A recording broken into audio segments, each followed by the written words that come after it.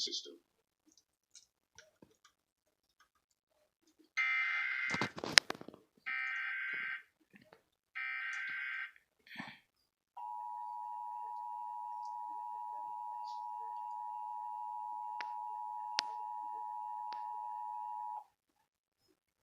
This is a test of the emergency alert system. In the event of an emergency, this system would bring you important information.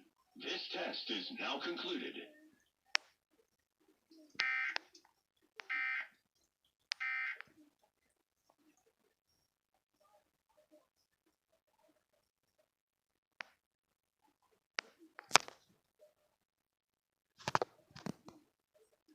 The EAS will provide emergency warnings. This station serves the Dallas-Fort Worth area.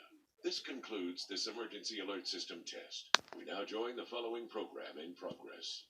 It's funny because